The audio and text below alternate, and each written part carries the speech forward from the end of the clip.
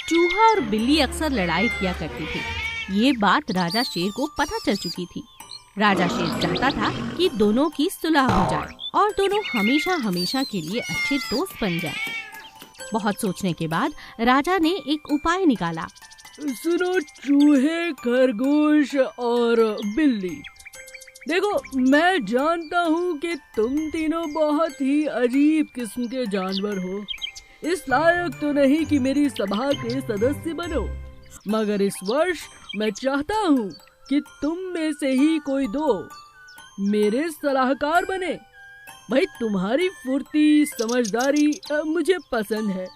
तो बताओ, तुम तीनों में से दो कौन है जो मेरे सलाहकार बनना चाहेंगे, और जो बचेगा उसे मैं दूसरे विभाग में भेज दूंगा। ऐसा कहते ही तीनों आपस में झगड़ने लगते हैं। भाई देखो, बात ऐसी है कि अब आप तीनों जा सकते हैं। शाम तक मेरे पास आओ ये बात तय करके कि किसकी आपस में दोस्ती अच्छी है। उन्हीं दोनों को सलाहकार बनाया जाएगा, क्योंकि फिर मैं ये झगड़े रोज रोज नहीं देख सकता हूँ। ऐसा कहकर राजा शेर सबको वहाँ से भेज देता है। चूहा सबसे पहले खरगोश के पास जाता है और कहता है, मैं तो कहता हूँ खरगोश, हम दोनों दोस्ती तो करते ही हैं, अब इस दोस्ती को पक्का कर लेते हैं और हम ही सलाहकार बन जाते हैं। बोलो क्या इरादा है? खरगोश सिर हिलाता है, लेकिन खरगोश सिर भी इतना धीरे धीरे हिलाता है कि चूहा समझ जाता है। अरे अरे, ये तो इतना सुस्त है कि सर हिलाने में ही 5 मिनट लगा दिए। ये क्या सलाह देगा? इसके चक्कर में मेरी नौकरी भी जाती रहेगी। लगता है बिल्ली से बात करनी पड़ेगी, मगर कैसे करूं? चूहा भी ये बात सोच ही रहा था कि वहाँ बिल्ली आ जाती है। चूहा और बिल्ली आपस में बात करनी शुरू करते हैं।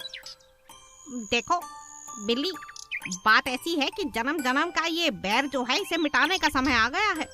समझदारी से काम लो, मुझसे दोस्ती कर लो और फिर हम दोनों सभा में चले जाएंगे। अरे हम क्या, हमारी पुश्ते भी खाएंगी मजे से बैठकर। बोलो क्या कहती हो? बिल्कुल सही कह रहे हो, आज से हमारी दोस्ती पक्की। चूहा और बिल्ली अपने सारे गुस्से को फूंक देते हैं। राजा शेर के पास जाते हैं तो राजा शेर बहुत खुश हो जाता है और उन दोनों को अपना सलाहकार नियुक्त कर देता है। बचा खरगोश, तो खरगोश को संगीत विभाग दिया जाता है, जहाँ पर बैठकर वो बड़े मजे से सुस्त होकर, मस्त होकर संगीत सुनता है। एक दिन आदत से मजबूर जंगल के राजा शेर ने अपने सलाहकार ज्योतिषी यानी के हाथी को बुलाया। हाथी ने उन्हें आने वाले समय के बारे में बहुत सारी जानकारी दी। हाथी अपने साथ एक छोटा मेहमान भी लेकर आया था, जो था एक कछुआ। कछुआ भी दूसरे गांव से आया था और बहुत बड़ा ज्योतिष था। हाथी राजा शेर से कहता है, महाराज, ये मेरा दोस्त है बीकू कछुआ। बीकू भी बहुत अच्छी विद्या ग्रहण कर चुका है, कई देश घूम चुका है महाराज। आप चाहें तो इसे भी अपना हाथ दिखा सकते हैं। ये आपको मुझसे भी ज्यादा मजेदार और रहस्यमयी आपके जीवन की बातों को उजागर कर सकता है।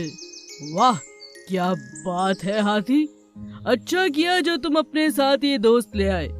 तो बताओ कछुए, मेरा आने वाला समय कैसा है? इस बारे में मुझे हाथी ने काफी कुछ बताया है, मगर तुम ऐसी कौन सी नई बात बता सकते हो जो मैं नहीं जानता? महाराज, मैं आपको बस इतना बताना चाहता हूँ कि आप एक सिर्फ गांव के राजा बनकर नहीं रह जाएंगे, बल्कि आप पूरे इलाके के राजा बन जाएंगे, यानी जिसमें के 7 जंगल पूरे के पूरे आते हों। मगर उसके लिए आपको एक उपाय करना होगा महाराज। कैसा उपाय? अगर आप आधे घंटे के लिए नदी के पानी में शरीर को डुबो कर रखेंगे तो ये संभव है। मैं बाहर बैठा मंत्र पढ़ता रहूंगा। तो ठीक है, चलो नदी के पास। तीनों की बातों को ऊपर बैठा हुआ कौवा सुन लेता है। कौवा बहुत चालाक था। कौवा समझ जाता है कि ये कछुआ राजा शेर को मारना चाहता है। नदी के पास जाकर कछुआ राजा से कहता है, अब महाराज आप जाइए और नदी के बीचों बीच खड़े हो जाइए। जब तक मैं न कहूँ आप बाहर नहीं आएंगे। मैं यहाँ बैठा यज्ञ कर रहा हूँ। राजा शेर नदी के बीचों बीच जाकर खड़ा हो जाता है। कौवा ये सब देखकर हैरान था। कौवा देखता है कि राजा तो पानी में चला गया, मगर बाहर बैठा हुआ कछुआ हाथी के साथ हाथ मिला रहा है। वो दोनों चाहते हैं कि राजा शेर मर जाए और अगला राजा हाथी बन जाए। ये सब हाथी की चाल थी। महाराज बाहर निकलिए पानी से, ये दोनों आपको मूर्ख बना रहे हैं। यहाँ कोई यज्ञ नहीं हो रहा है। आपको बाहर जरा मुंडी निकाल कर देखना तो चाहिए, आखिर हो क्या रहा है। कुछ ही देर में अगर आप इसी तरह पानी में रहे तो आपके प्राण चले जाएंगे महाराज। राजा शेर कौवे की ये बात सुन लेता है और जैसे ही वो अपनी मुंडी बाहर निकालता है तो हैरान हो जाता है। बाहर कोई यज्ञ नहीं हो रहा था, बल्कि कछुआ और हाथी जोर जोर से हंस रहे थे। दोनों को मार गिराता है। तुमने मेरी जान बचाई है। आज के बाद तुम मेरे सलाहकार और मेरे सबसे अच्छे मित्र बनकर मेरे साथ रहोगे कौवे। कौवा बहुत खुश हो जाता है। अब जंगल में हर कोई उसे पागल नहीं बल्कि समझदार कौवा कहने लगता है। एक दिन खरगोश अपने लिए बरसात के बाद नया नया घर बना रहा था। घर बनाते समय उसने बहुत सारी खुदाई की। अचानक उसकी पत्नी को कुछ सुनहरा दिखाई देता है। अरे अरे देखो देखो ये क्या है। अंदर से एक बहुत ही सुंदर सुनहरा हीरा निकल कर आता है। अरे अरे सुनहरा हीरा, ऐसा तो मैंने कहानियों में सुना है। अरे भगवान, लेकिन हम इसका करेंगे क्या? खरगोश की पत्नी कहती है, मैंने सुना है ऐसे सुनहरे हीरे से कुछ भी मांगो ना तो सच हो जाता है। क्यों ना इतनी खुदाई करने की बजाय इस हीरे से कहें कि ये हमारा सुनहरा घर बना दे। सुनहरे हीरे, हमारा घर सुनहरा बना दो, बढ़िया सा बना दो, जंगल में सबसे खूबसूरत बना दो। अभी खरगोश ने ये बात कही ही थी कि कुछ ही मिनटों में उनकी पूरी गुफा एक सुंदर सुनहरे घर में बदल जाती है। दोनों पति पत्नी बड़ी बड़ी आंखें करके ये सब देख रहे थे। अरे अरे ये तो बहुत सुंदर है। मेरी बचपन से इच्छा थी कि मेरा रंग सुनहरा हो जाए। क्यों ना मैं अपना रंग बदल लूं। सुनहरे प्यारे हीरे, क्या तुम मेरा रंग सुनहरा कर सकते हो? ऐसा कहते ही खरगोश की पत्नी एकदम सुनहरी और खूबसूरत हो जाती है। अरे वाह, तुम तो बहुत सुंदर लग रही हो।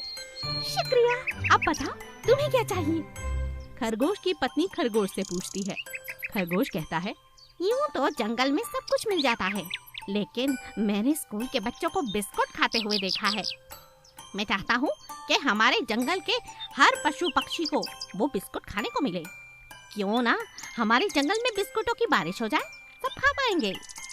अभी ऐसा कहा ही था कि सुनहरे हीरे ने बिस्किट की बारिश करनी शुरू कर दी। बारिश इतनी बढ़िया और तेज थी कि चॉकलेट के बिस्किट पूरे जंगल में फैल गए। अब हर कोई ये नहीं जानता था कि ये बिस्किट आए कहाँ से, मगर हर कोई जंगल में बड़े मजे से बिस्किट खाने लगा।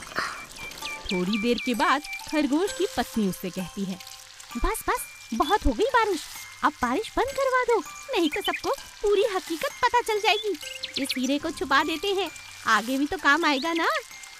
खरगोश अपनी पत्नी की बात मान जाता है और हीरे से कहकर बारिश रुकवा देता है और भगवान का शुक्रिया अदा करके खुशी खुशी जीवन व्यतीत करने लगते हैं। अकेली पत्नी गाय। सोना नाम का बैल अपनी पत्नी मोती के साथ एक गांव में रहा करता था। उनके दो छोटे छोटे बछड़े भी थे, गंगा और जमुना। सभी बहुत प्यार से और सुकून के साथ उस गांव में रहा करते थे।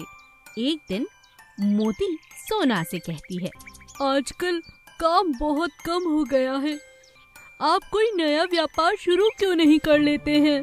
सोना मोती से कहता है, मैं भी यही सोच रहा हूँ, क्यों ना इस गांव से दूसरे गांव तक ले जाने वाला सामान का ही काम ले लूं, ये व्यापार अच्छा रहेगा। सोना के ऐसे कहने पर मोती कहती है, मगर आप तो जानते हैं जंगल के रास्ते से तुम्हें जाना होगा और वहाँ पर लुटेरे आपको लूट लेंगे। अगर आपको लूटेंगे तो ग्राहक का सामान भी लूट जाएगा। फिर आप क्या वापस करेंगे? कौन सा सामान लेकर जाएंगे ग्राहक के पास? और पैसे नहीं मिलेंगे, ये बात भी याद रखना। मैं जानता हूँ मोती, मगर इस तरह डर कर बैठने से कुछ नहीं होगा। मुझे काम पर जाने दो, 4 पैसों की बहुत जरूरत है। अगर कुछ कमाऊंगा नहीं तो तुम्हें खिलाऊंगा क्या? सोना की बात मोती मान जाती है। सोना काम पर चला जाता है। अब हर रोज वो एक गांव से दूसरे गांव तक सामान ढोने का काम करता है। धीरे धीरे उसका व्यापार अच्छा बढ़ने लगता है। मगर जब इस बात की खबर पुराने बैलों को चलती है तो वो लोग उसका पीछा करने लगते हैं और उसे घेर लेते हैं। आप लोग मुझे क्यों घेर कर खड़े हो गए? चाहते क्या हो? दुश्मन बैल सोना बैल से कहता है। हाँ, तू हमारा काम छीन रहा है, तुझे तो हम छोड़ने वाले नहीं। और इतना कहते ही दुश्मन बने हुए सारे बैल सोना की खूब पिटाई करने लगते हैं। सोना खून से लथपथ हो जाता है और अपना दम तोड़ देता है।